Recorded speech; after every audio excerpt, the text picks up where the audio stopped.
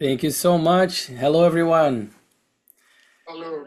Good morning. Good morning from Florida. I hope Ohio is a little less hot than here right now.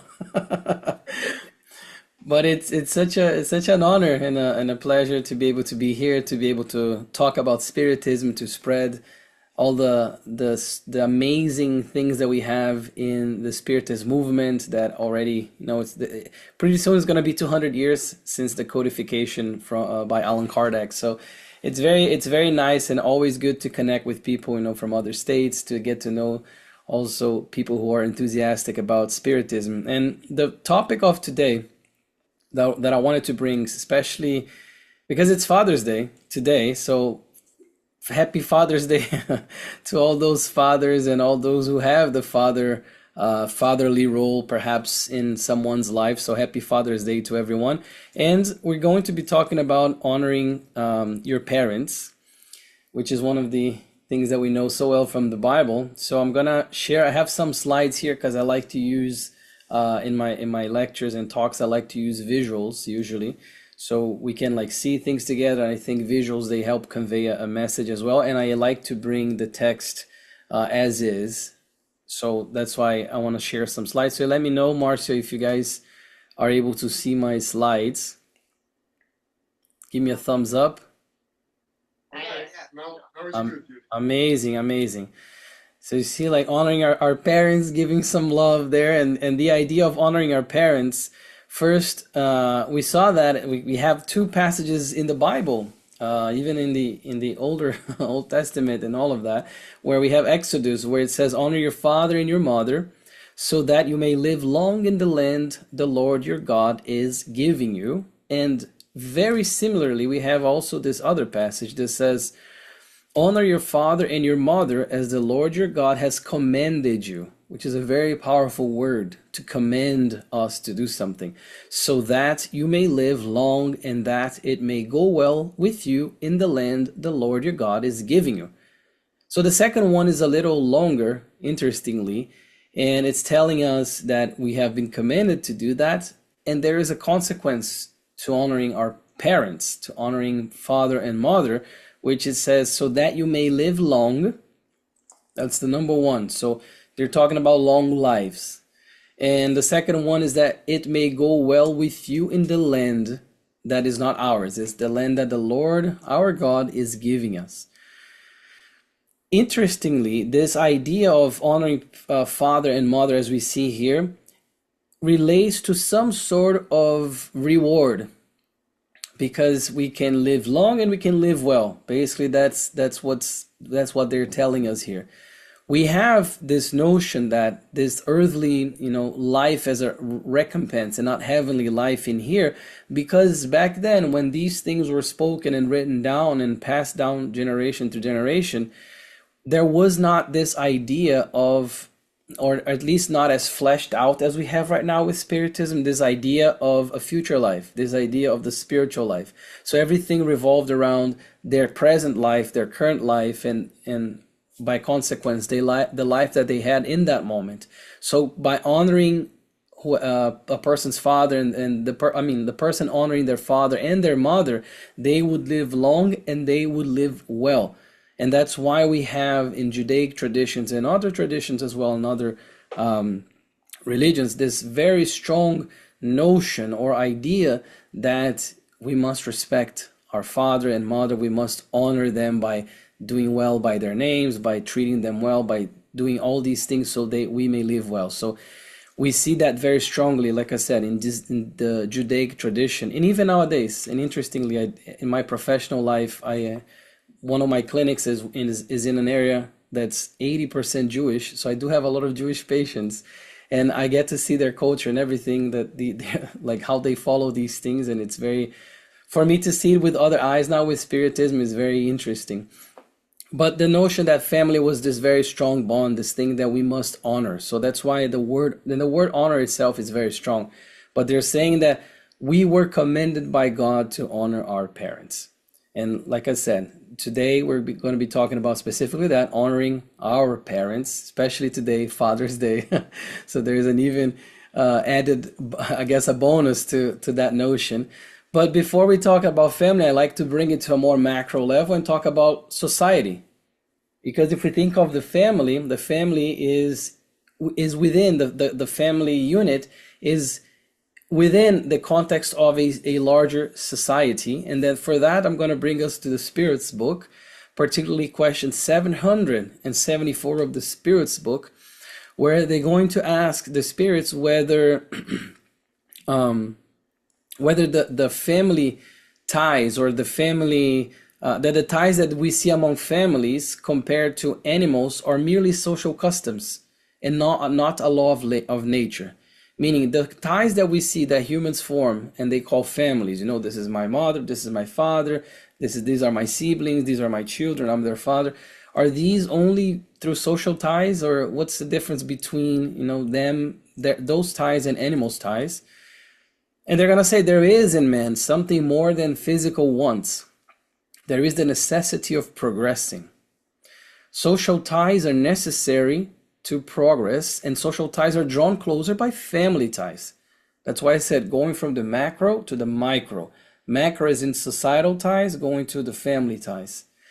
For this reason, family ties are a law of nature. God has willed that men should learn through them to love one another as, and in my translation says brothers, but of course brothers, sisters, siblings in general. And this idea here that there is the social ties that are important, and we have the family ties which are closer than social ties in general. That's why I said from the macro to the micro.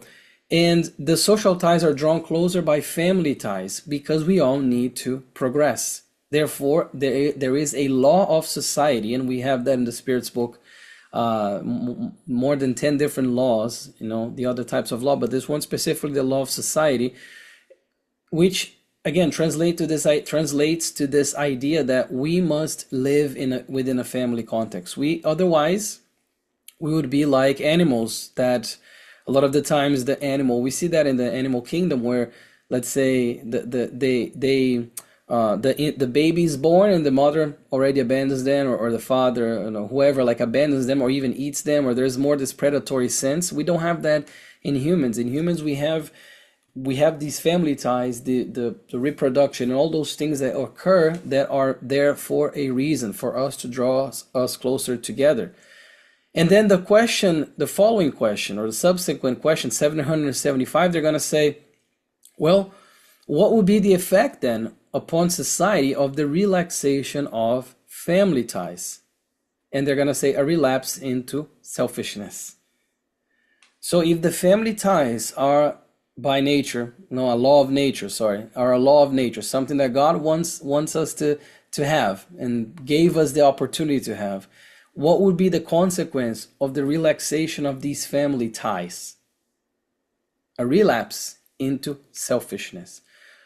Interestingly, the word relapse brings us almost to we usually use that in substance use cases. Relapse into this, a relapse into that substance, or relapse into a habit.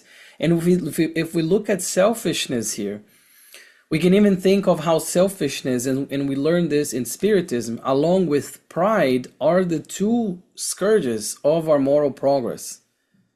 The two biggest obstacles, we had that as a question in the Spirit's book as well. The two biggest obstacles to our moral progress as humans are selfishness and pride. So the relaxation of family ties would be a relapse into one of those two. One of the two scourges of our moral development, selfishness. Because if we do have the relaxation of family ties, and we can even expand here, what would that mean for the individual? That would mean that the individual is living by their own, for themselves, and that's it. Everything is me, whenever I want, however I want. I don't care about anybody. I don't want to share with anybody. I don't want to do anything with anybody. Only me. Selfishness. That's what it is. So the relaxation of family ties is something that is very, very serious. And it's something that we must try to avoid at all costs. Otherwise, we go back into selfishness or selfish behaviors. And the question 204 of the Spirit's book says, as we have had many existences, do our relationships extend beyond our present existence? Now this is going back a little bit in the Spirit's book, more towards the beginning, where we are learning that we have an immortal soul, we are immortal spirits, and we have had different corporeal existences. So they're saying, okay, if we have had different corporeal existences, does that mean we had other family members before? Does that mean we may have been connected to these other family members in previous lives, but through different bodies, or when we were inhabiting different bodies? And they're going to say it cannot be otherwise. The succession of their corporeal existences, the spirits, establish among spirits a variety of relationships which date back from their former existences. Most cases, there are some cases which I will comment later on, that spirits are strange to each other when they reincarnate, but we can say a good majority here is spirits that are somehow connected and have most likely lived before in different times. It could be a distant future or a near future, and now they're coming back sometimes with the same labels as like father and son, mother, daughter, or sometimes different labels in that same family, but dating back to these family ties, which is again bring us to the idea of honoring our parents, of honoring the parents as something that is, you're honoring the spirits that are in that label in that moment. Because today I'm the father of my son, my next life maybe one of my sons will be my father and vice versa, or maybe they have been already, I don't know. But the thing is, that's why we must always honor our parents, so we may honor the spirits and the labels that they have in this current life. And they're going to say, well, the doctrine of reincarnation appears to some minds to destroy family ties by carrying them back to periods anterior to our present existence. Why are they saying this? Because, and I have the ellipses there for the answer, because it's a long answer for question 204. Because they're going to say there that because we have had previous lives together, the majority, again, like I said, there are exceptions, we oftentimes reincarnate with people that have been antagonists to us, or people who we have had antagonistic ideas, not to say enemies, sometimes it's full-blown enemies, or people we have hurt badly in the past, and vice versa, and now we reincarnate together to learn to live, to learn to forgive, to learn to love, and to honor our family members.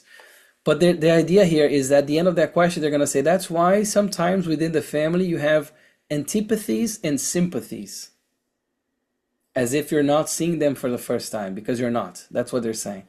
So they're going to say, okay, that's why the question 205 is there.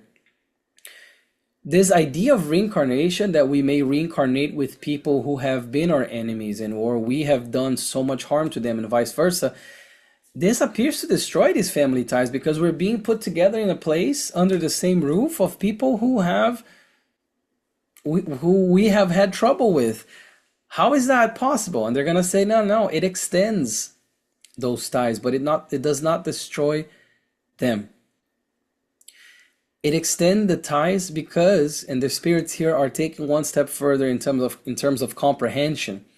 It extends those ties because we have to think of the immortal spirit. We have to think of the life of the spirit that has lived many lives before and will live many lives after this one, the current one that we are all in right now. All of you guys hearing me there? We're going to have other lives after this one, and we have had previous lives. So the idea of putting these people together under the same roof that have had, let's say, rough moments, to use an euphemism here, together in previous lives, extend the family ties, because now we're talking about the family as the spiritual unity, in the sense of we all come from the same creator. We all have the same Father, with capital F. Although God is Father, Mother, God is everything. But just using the same language that they used in the Bible and they use in the Spirit's book and Gospel and all of that, Father. We all have one Father. So my sons who are my sons right now, my parents who are my parents right now, deep down, we're all siblings. We're all brothers and sisters because we all have the same father. So it extends the family ties, because by putting people together under the same roof that have had difficulties before, we're going to create and mend these bonds. And these bonds are going to make the family much tighter, much stronger, the real family. And I think that's a beautiful thing for us to realize and to try to internalize and also externalize through our actions. Now, the book Heaven and Earth, Between Heaven and Earth, is a book psychographed by Chico, and the author is André Luiz, has an amazing series of books.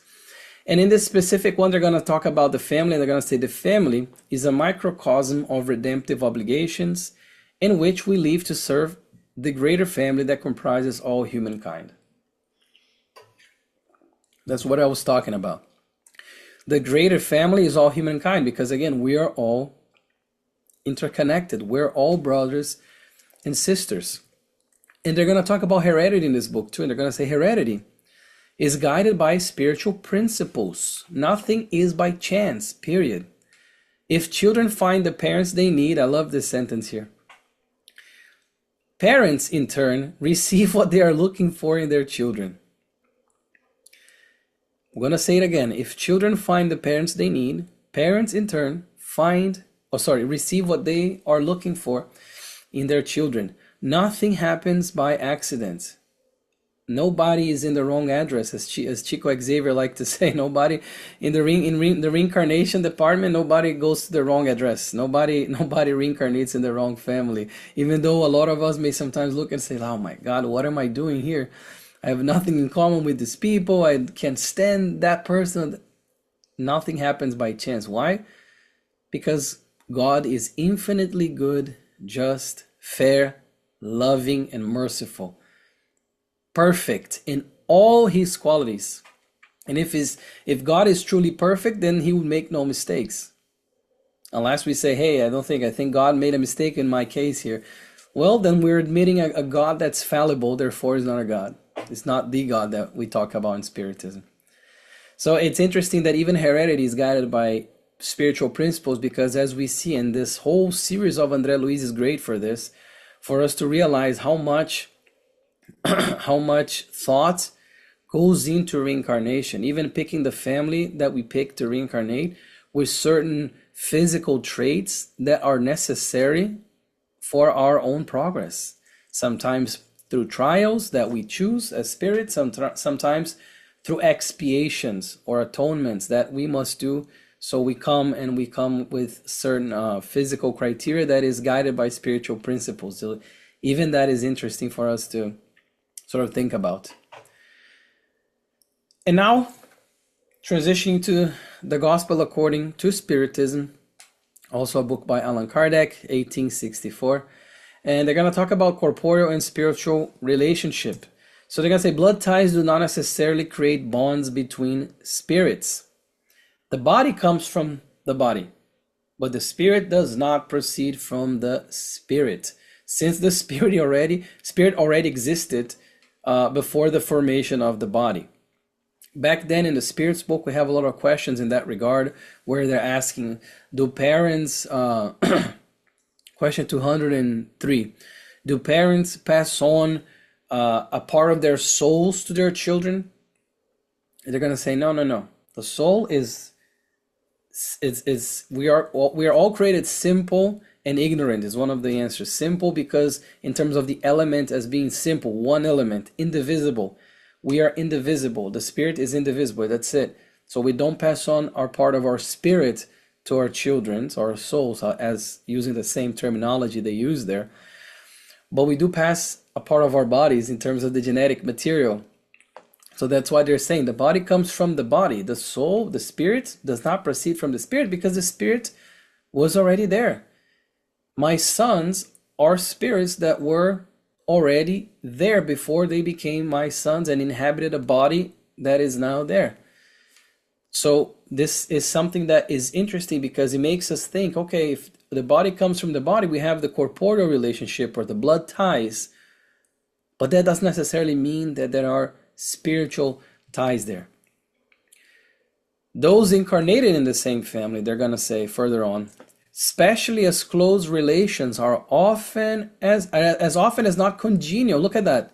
Congenial spirits linked by past relationships, which express themselves during their earthly lives by their reciprocated affections. Beautiful, because a lot of the times we only talk about the negative piece, I think, or only the conflicts within the family, only the trouble, the problems, but we also have this, and it's important to realize that too. We also have this idea of spirits incarnating in the same family and being congenial spirits, being spirits that are in line with one another, that love one another, and they come together a lot of the times, one to help the other, or both to help each other, help one another grow, progress, evolve, because that's what we all do. The spirit is always progressing, always evolving. The difference is if we do it quick or if we do it slow, depending on our choices through our free will. But it's interesting that they mentioned this, and I'd really like to highlight this fact that it's not just tragedy and terrible things, and I'm surrounded by former enemies and from former lives. No, it's not necessarily just that. Each case is unique. We have a lot of the time spirits that are congenial spirits, and they are linked by past relationships, and they have these sympathies, they have this liking, mutual affection towards one another because of that. We also have, like I said, we also have spirits who have been, and we can even say enemies in previous lives. Could be like I said, could be a distant past, or could be not so distant, a near past, and now they incarnate together to mend those bonds, to learn forgiveness, as Jesus our Master taught us. So we have congenial spirits, we have former enemies, but we also have something else. And they're gonna say, but it can also happen that these people are complete strangers to one another, or they may be distant from each other due to past aversions, which while on earth are translated into mutual antagonisms, which serve as probations. Yes, some people may read this and try to and frown, maybe like, really? How's that? How is that like? So I may reincarnate with somebody that's a strange person to me? Yeah. Yeah. Why? Because a lot of the times, and they're saying here, it may work as these probations, or these mutual antagonisms may work as a trial for the spirit, because, and we can even think here, and there are examples in Spiritist literature about this, where spirits who held very, very strong religious beliefs or cultural beliefs, very deep-rooted beliefs, they may incarnate in the culture that was their enemy, or in the religious, places where they hated each other. So they may reincarnate there within that family, and they already come with this mutual antagonism, because let's say they spent 3, 4, 5 different reincarnations in that same religious place or the same cultural place, at war with their neighbors, and now they reincarnate on the other side of the border, and now they're there, and they may be strangers, but they go through these things to learn to love, to learn to forgive, to learn to see the other side, the other point of view. Again, nothing happens by chance. There are no accidents. There are no accidents in the spiritual, the spirit mentors and the spirit department that exists for all reincarnation purposes. Plans these things out very, very meticulously, very wisely, so that they may use their opportunities wisely once they reincarnate. So that's why when we're thinking about parents, honoring our parents, we always think about that too, about this idea that we came here, physically speaking, because of somebody that gave us a part of their own corporeal material for us to reincarnate, that provided the encasement, the fleshly envelopment that houses our spirit. So we must be thankful for that. And they're gonna say even The real family ties are not those of blood then, but those of mutual sympathy in the communion of ideas which hold spirits together before, during, and after their incarnations. The real family ties are not those that are created by blood. Blood is a temporary tie, rest assured. Who knows, decades later, that blood tie is gone. The corporeal tie itself is gone. What remains though? The spiritual ties. And the spirits are together. They become closer when they hold these ideas, like they're saying, the sympathy and the communion of ideas before, during their reincarnations, and after as well. Why after? Because we'll live after this life. We'll continue living after this body has rotten away. After all my blood ties are gone, I'm going to continue living as a spirit and then reincarnate again and have, the continuation of those ties, hopefully.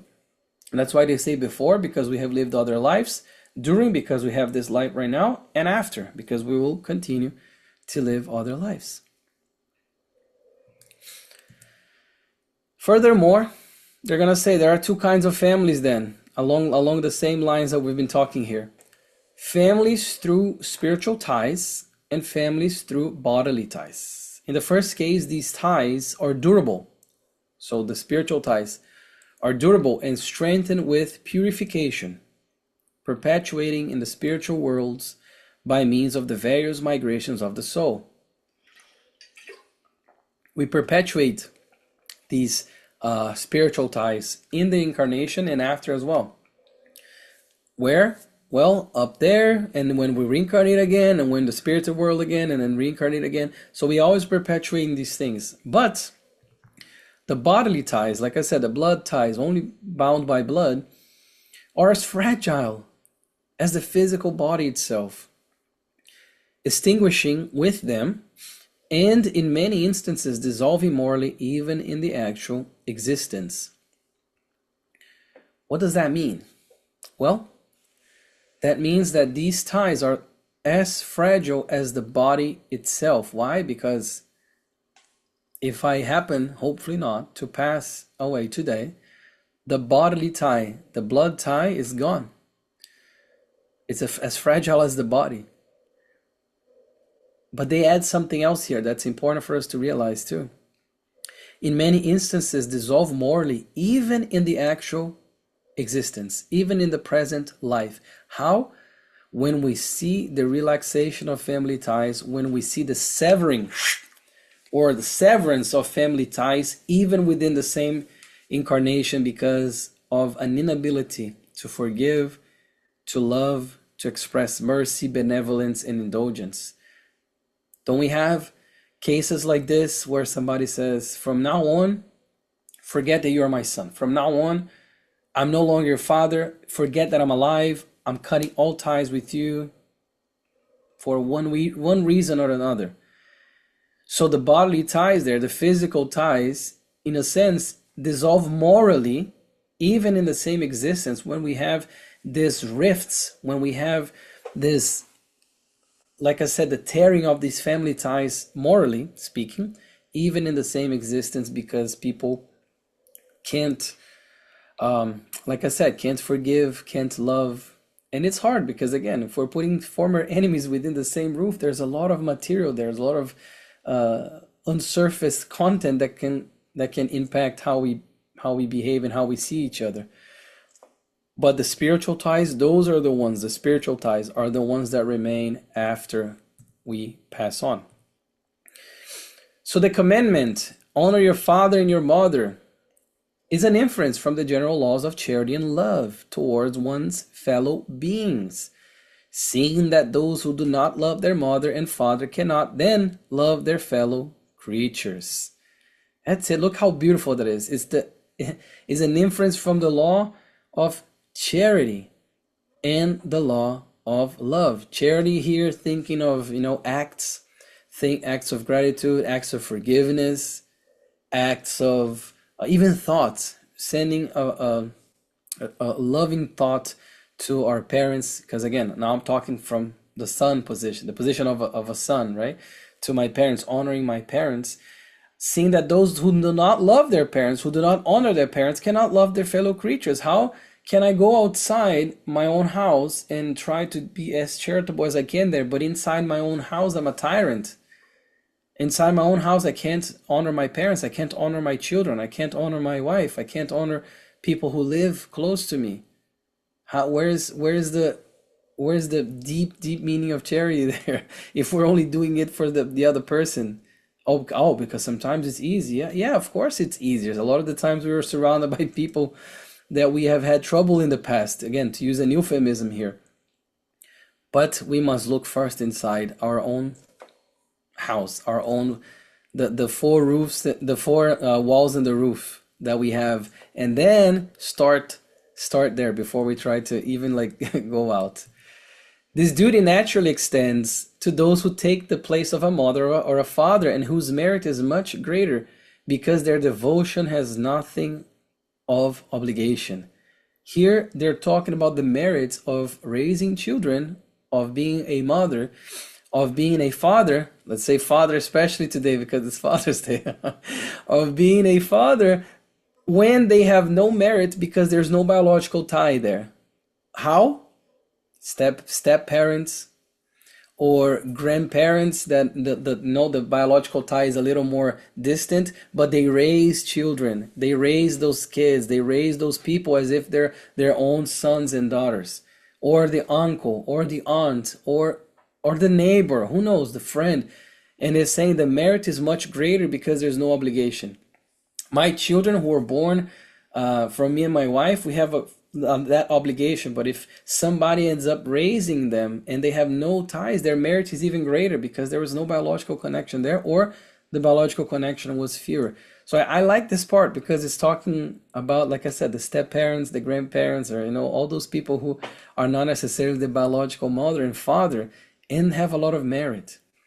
And to honor the parents here, they're going to say, consists in not only showing respect, but also helping them in their needs, offering them rest in their old age, and surrounding them with care, just as they themselves did for us during our infancy.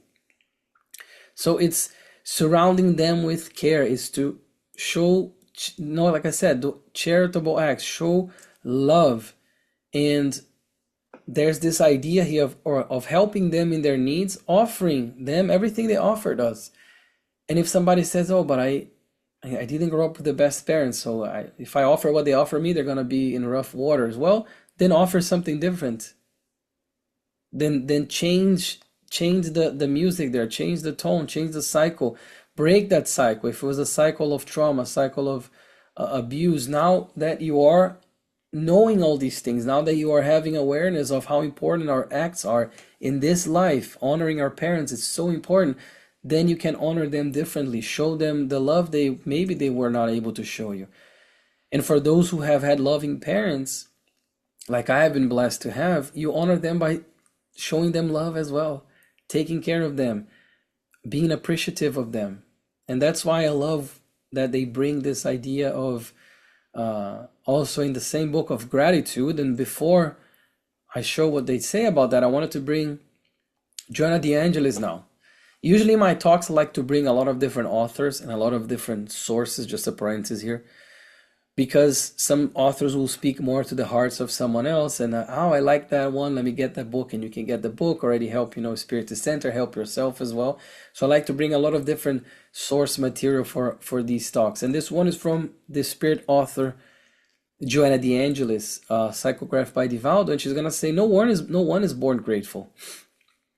Neither does one obtain gratitude in a leap. One learns gratitude through its practice, which must be initiated within the family, the society in miniature, where affection expresses itself naturally. So she's saying that no one is born grateful. Of course, gratitude is an elevated sentiment, and nobody's born like that. We are born simple and ignorant. We are born in a way that we are progressing every time through our mistakes, through learning, through these experiences. So we learn gratitude by doing small acts, little by little. And she says, well, try to initiate in the family which is this society in miniature. And she says, where affection expresses itself naturally, because going back to what I mentioned, a lot of the times in families, we have congenial spirits.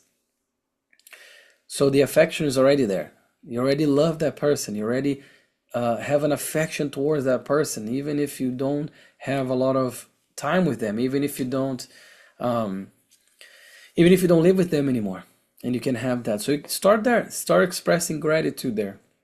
And she says the family is not only the domestic grouping, but also the reunion of incarnated spirits with a pre-established evolutionary program. Like I mentioned before, it's a pre-established evolutionary program because nothing happens by chance or by accident. It's this reunion of these spirits for a specific reason. And if we talk in general terms here, the reason is to progress. That's it. It's to progress. Some will have to work more on patience, on tolerance, on being less selfish, less prideful. Others will have to work more on forgiveness, on benevolence. Whichever the case may be, we are all here to progress, and families are meant for that. That's why we reincarnate in a certain family, and for those of us who build our families as well, we also have that pre-established evolutionary program so we can all progress. But what is the opposite of gratitude? Ingratitude. And that's a result of selfishness, according to the gospel, according to Spiritism. Direct result of selfishness, which is what? When we remember the relaxation of family ties, a relapse into selfishness. So it goes back to that. This idea that selfishness is at the bottom of ingratitude. It's at the bottom of it's something that happens when we have the relaxation of family times, when we're not honoring our parents. And I like that they put this here. Remember that God will ask every mother and father, what have you done with the child which was entrusted to you? That's it. For those of us who are parents already, this is the question we're going to have to answer to God. This is the question we're going to have to answer when we discarnate. What have we done with the child that was entrusted to us? And we can even revert the question here as well. In the role of children, in the role of someone's son or daughter, what have we done with the father and the mother that was entrusted to us too, that we have received as this blessed opportunity to mend broken ties and to create new ones? What have we done with that opportunity? How have we honored our parents? Remembering that God never gives anyone a trial superior to the strength of the person who has asked for it. He only permits those tests which can be fulfilled. Therefore, if this does not happen, it is not for lack of possibilities, but for lack of willpower. This one is a punch in the gut to some extent, because we may have thought to ourselves, like, this is too much. I can't deal with that person. I can't mend this relationship. There's no way, it's gone. I'll have other reincarnations. I'll try again next time. I'll roll the dice on another existence. No. We don't know what the future brings. We don't even know how much effort it took for us to be here right now within this family that we have. We don't know. May have been decades of planning, may have been centuries of planning and waiting to be able to reincarnate in this family, to be able to reincarnate with the parents that we have, again, for those of us who are parents, with the children that we have as well now. We don't know how long it's going to be the next time. Who knows?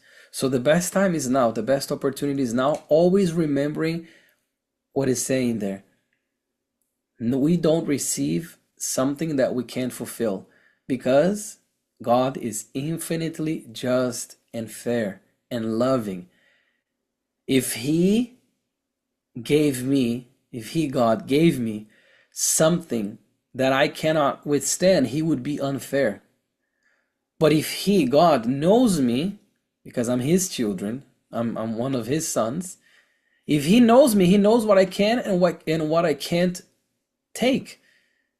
So we must trust that whenever we're feeling overwhelmed by a sense of powerlessness, remembering this, God never gives anyone a trial superior to the strength that we have already. Not the one that we will one day have. The strength that we already have. And families tie very well into this because, like I said, a lot of the times we may be thinking to ourselves that it is too much when it's not.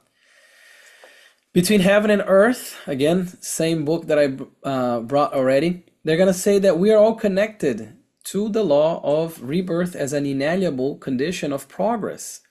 We tackle multiple experiences and we recapitulate them as many times as needed on our grand journey to God. It's a condition to our progress. We must reincarnate. Right now, billions of years in the future, who knows? We will not need to reincarnate anymore when we become evolved spirits, when we go through the depuration of our souls. But right now we do need to reincarnate. That's why we're here. That's why you're listening to me. That's why I'm able to speak right now, because I'm in a material body and you're in a material body listening to me. Those who are incarnated, the discarnated, have had bodies and will have them again. So we are connected through this. We have had different families. We have had other families, perhaps, maybe the same people, but in different labels. And we'll have other families again. And in the end, it's beautiful to think that throughout many, many reincarnations, we have accumulated all these friends, all these family members who were families at that time, all these spirits that are together with us in this grand journey to God, as they're saying there. And we're gonna have to recapitulate, meaning go over and over as many times as needed. Meaning if I don't mend what I have to mend with a certain person right now, that I came here to mend something with them, oh, I'll leave it to the next time, next reincarnation. Well, we don't know how long it's gonna be, like I said before. But if it needs to be done, because it does, it will happen again, maybe too long in the future. But it will happen again, and then what will I do then? So we need to understand the power of, like they said before, the willpower, this idea of free will and making use of our time right now, because we're all progressing. If we're going to go slower or quicker, it's going to depend on us and on us only. Now, there's this book here, Missionaries of Light, that has a great, and I'm not going to give the full story because one, we don't have time, and two, I would like you guys to read it. Chapter 13, there's this case of Segismundo, which is a classic case in spirit talks and studies and everything, because the author André Luiz followed this group of spirits who are trying to help. I'm going to try to give you the brief version here. Trying to help this spirit named Segismundo to reincarnate in a certain family. The family is the one drawn in the back there. So there's the father and the mother, Adelino and Raquel, and the son is John.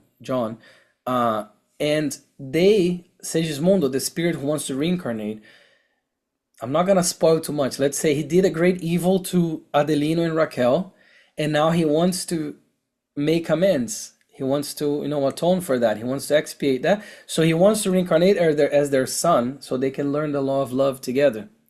But there's a big resistance there because Adelino, specifically Adelino, the father, has very vivid memories when he's dreaming and all these things that he sees him as an enemy because he was an enemy before. And then he's having trouble accepting him as their second child or even like coming close to him. So the spirits come, and again, I said I'm not going to extend too much here. The spirits come and they help these spirits, the family, kind of accept that Segismundo will reincarnate as their second child. And it's very beautiful. It's very touching. So that's why I said I want you guys to read Missionaries of Light. This one specifically on chapter 13, because the way they go about it is just, it's gonna bring tears to your eyes as you read it, and you see how the spirituality is always helping, is always working to help us as well, and goes straight into this idea of honoring our parents and understanding the opportunity that we have to be here today. And in the Spirit's book, question 385, they're gonna mention something that is very interesting for a Spirit's book in a way, because they're gonna say, well, what happens that sometimes children or teenagers, when they when they leave those years, they become someone else completely different. And I don't have teenagers yet. My sons are almost 7 and almost 3, so 6 and 2.